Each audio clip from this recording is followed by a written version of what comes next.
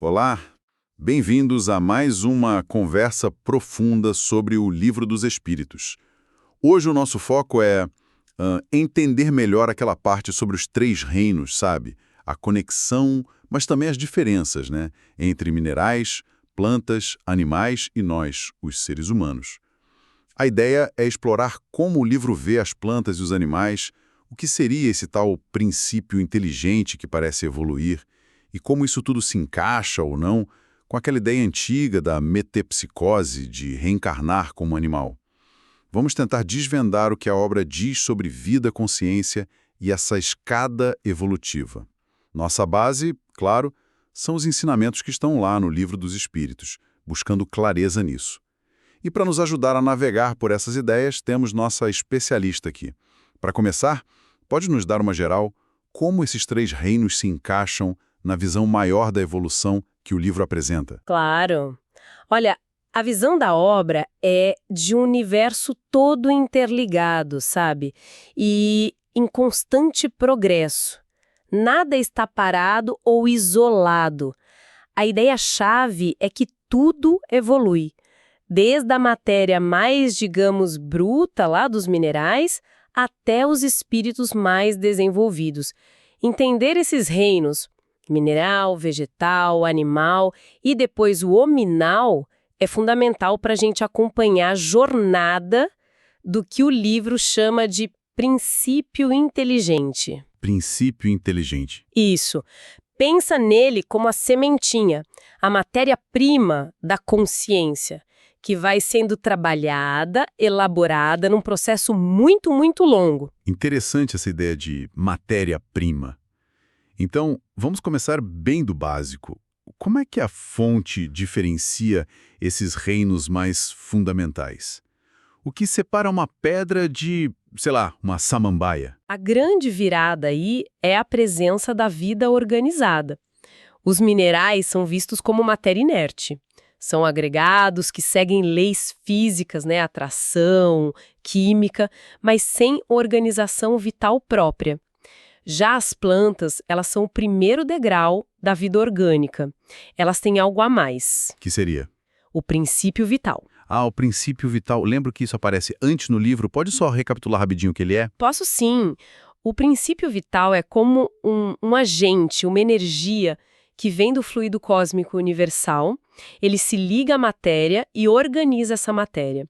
É o que permite a vida como a gente conhece. Crescimento, reprodução, essas coisas que plantas e animais têm e os minerais não. É o que dá ânima, vida, à matéria. Então as plantas têm matéria e têm esse princípio vital. Ok, então, vida elas têm. Mas e consciência? Sensações? A samambaia sente mesmo quando a gente corta uma folha? O que o livro diz? Essa é uma pergunta ótima e muito comum. Segundo a obra, as plantas registram, sim, fenômenos físicos. Elas reagem à luz, à água, a estímulos, mas não possuem o que a gente chamaria de percepção consciente. Elas não sentem dor ou prazer como um animal sentiria. Falta algo, então. Falta um sistema nervoso central para processar isso e, o mais importante, falta a consciência do eu, a individualidade. A planta não se percebe como um ser separado. O exemplo que sempre dão é o da sensitiva, né? Aquela plantinha que fecha a folha quando a gente toca. Sim, a mimosa. Isso. O livro interpreta aquilo como um movimento mecânico, um reflexo biológico. Não é vontade, não é percepção consciente. É uma reação da vida, não uma sensação sentida. Entendi a diferença. É uma resposta orgânica, não uma experiência, digamos, subjetiva. Exatamente. E aquele instinto de conservação que a gente vê. As plantas buscando luz, as raízes indo atrás de água. Como explicar isso sem dizer que elas são inteligentes? É descrito mais como um impulso vital mesmo. Uma força natural, meio cega, que direciona a planta para sobreviver, para preservar a vida orgânica dela. É como se fosse uma programação básica da vida vegetal, sabe? Focada na sobrevivência da espécie, mas sem escolha, sem pensar, preciso de água. A obra é bem taxativa nisso. Não se deve atribuir inteligência no sentido de raciocínio ou vontade às plantas. As ações são respostas mecânicas às necessidades. Entendi. Isso marca bem a fronteira com o próximo reino, né? Saindo das plantas, a gente chega nos animais. Aí a coisa parece mudar bastante. Como a fonte define o que os animais têm a mais? O que é essa inteligência e essa alma animal? Aí o salto é bem grande. Os animais também têm matéria, também têm princípio vital, claro.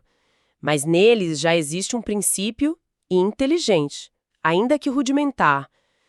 E isso dá a eles não só instintos muito mais complexos, mas também uma inteligência.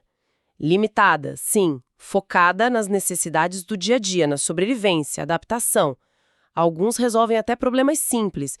E o ponto crucial, eles têm consciência da própria existência e da individualidade. Um gato sabe que é um gato, diferente do cachorro. Então essa inteligência deles é mais que instinto puro, mas ainda não é como a nossa. Exato. O instinto ainda manda muito, guia a maioria dos comportamentos.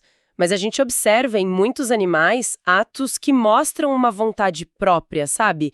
Uma capacidade de aprender, de se adaptar.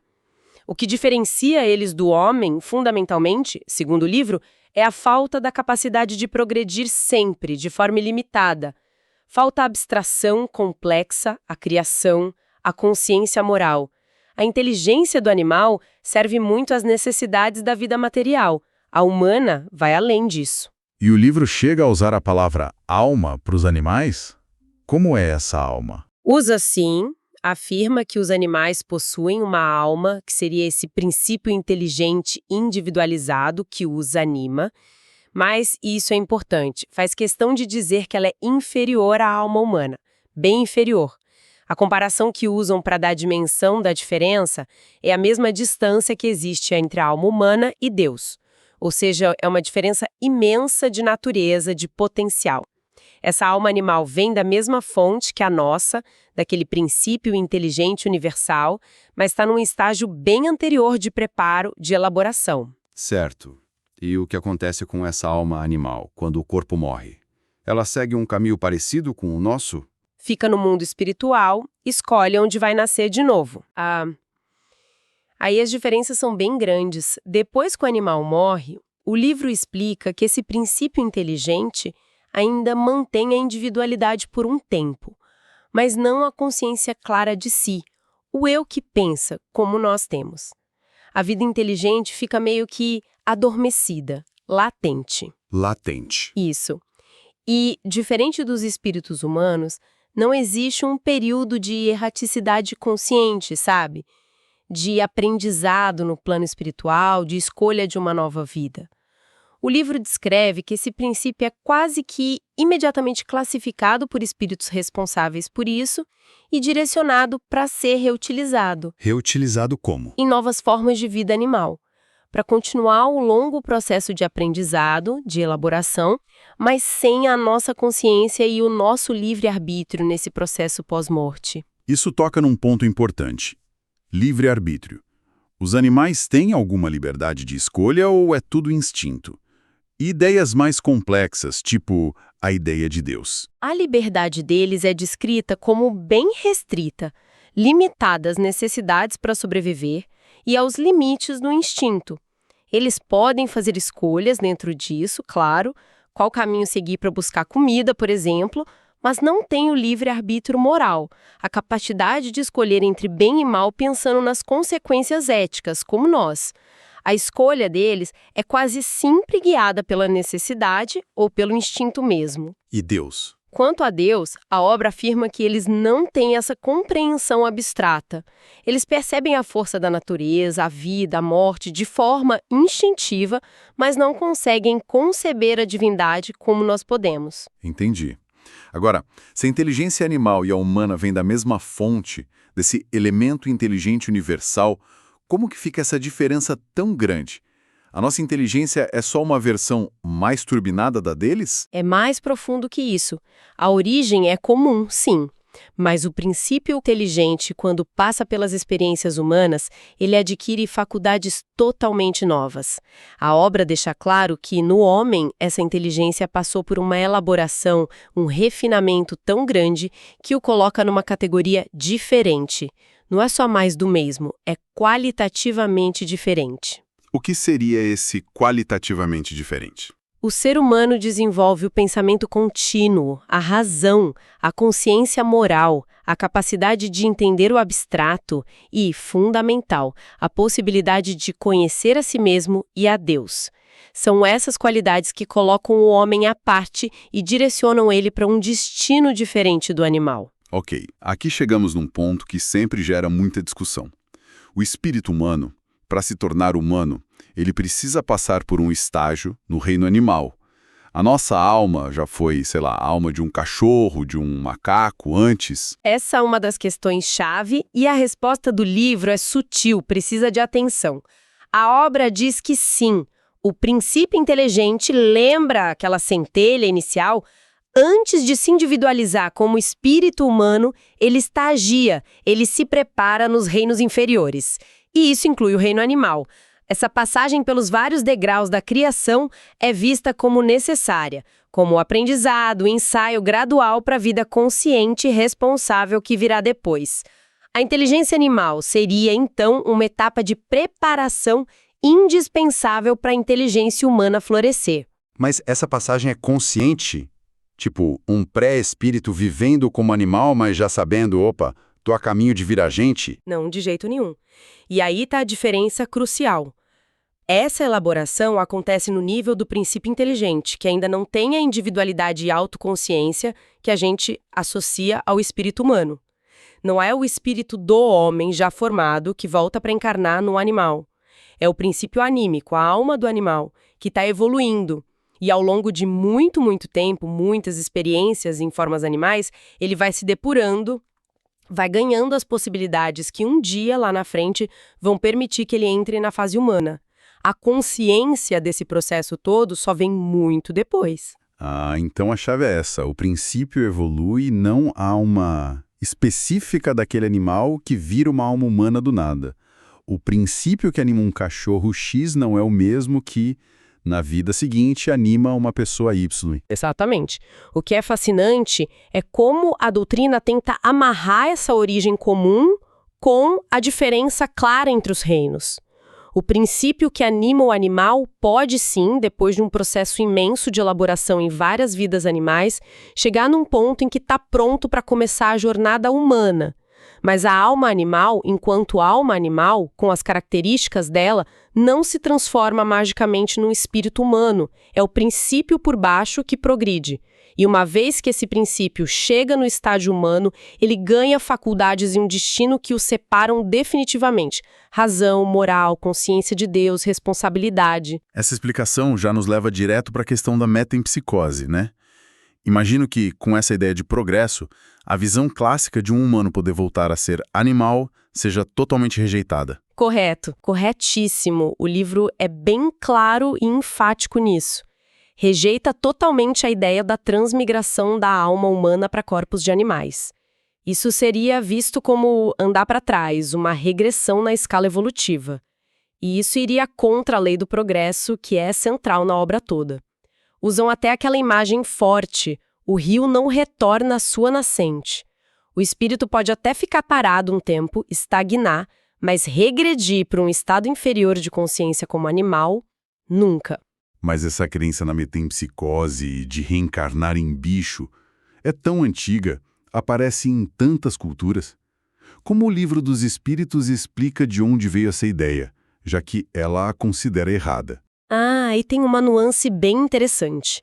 A obra não joga a ideia fora como se fosse um absurdo completo. Ela sugere que a metempsicose, do jeito que a gente encontra nas tradições antigas, na verdade vem de uma intuição correta. Uma intuição correta? Como assim? Sim, uma intuição básica de que a alma não vive só uma vez e que ela progrede através de diferentes estágios, essa intuição estaria certa. O erro, segundo a obra, foi na interpretação literal disso, que acabou sendo desnaturada, distorcida com o tempo. A metempsicose verdadeira, vamos dizer assim, na visão da doutrina, seria justamente essa jornada do princípio inteligente, passando pelos reinos inferiores, se desenvolvendo, até chegar ao reino humano. Então existe sim uma progressão da alma, ou do princípio que a forma, de um estado inferior para um superior. O erro da metempsicose clássica seria a ideia da transmigração direta da alma individualizada do animal para o homem. E, principalmente, o erro maior seria a ideia de um espírito humano poder voltar para um corpo animal. Isso quebraria a lei do progresso e misturaria naturezas que, uma vez diferentes, não se misturam mais. Entendi. Então, o ponto nevrálgico é a irreversibilidade do progresso espiritual depois que se atinge a condição humana. Quer dizer, a partir do momento em que o princípio inteligente vira espírito humano, com razão, livre-arbítrio, a viagem é sempre para frente, dentro da esfera humana ou para esferas mais altas. Precisamente isso. O princípio inteligente usa os reinos mineral, vegetal, animal como um longo estágio de preparação. É como uma escola fundamental. Mas uma vez que ele se forma como espírito humano, com consciência, responsabilidade moral, potenciais intelectuais e espirituais muito maiores, ele começa uma nova fase, uma nova escola, digamos. A progressão continua, claro, através de muitas vidas como ser humano, na Terra ou em outros lugares e nos períodos no mundo espiritual, mas sempre para cima, sempre ascendente. Não tem volta para a condição animal. Isso mantém a lógica do progresso e a ideia de justiça divina, onde cada fase tem seus próprios desafios e aprendizados. Faz todo sentido. Então, resumindo essa viagem que a gente fez, começamos lá na matéria inerte dos minerais, passamos para as plantas, que ganham o princípio vital, mas sem consciência de si mesmas. Isso. Chegamos nos animais, que têm princípio vital, e um princípio inteligente que dá instinto, inteligência básica, consciência de existir. Exato. E finalmente chegamos em nós, humanos, que somamos a tudo isso uma inteligência que abstrai, senso moral, livre-arbítrio e essa conexão possível com o divino. É uma corrente, mas com degraus bem claros. Perfeito. O fio que conecta tudo isso é a lei do progresso. O princípio inteligente, essa faísca divina, evolui sem parar. Ele passa por estágios necessários nos reinos inferiores, onde ele ensaia, se prepara, se elabora e culmina finalmente no espírito humano individualizado, consciente. E daí para frente, esse espírito continua a jornada individual de melhora, vida após vida, aprendizado após aprendizado. Sempre em direção a uma perfeição relativa, sem nunca voltar para trás. É uma visão realmente complexa, mas ao mesmo tempo muito organizada, né, sobre essa imensa teia da vida e evolução da consciência. É sim. E talvez para a gente fechar, fica uma reflexão, né? Se esse princípio inteligente que hoje anima os animais está, como vimos, nessa longa jornada, que um dia, muito lá na frente, vai levá-lo à experiência humana, como será que isso poderia ou deveria mudar a forma como a gente vê e trata os animais hoje? Muda alguma coisa na nossa responsabilidade para com eles pensar nisso? Uma questão e tanto sobre as implicações éticas disso tudo. Fica aí para a gente pensar. Muito obrigado pela companhia nessa exploração dos 3 reinos segundo o Livro dos Espíritos.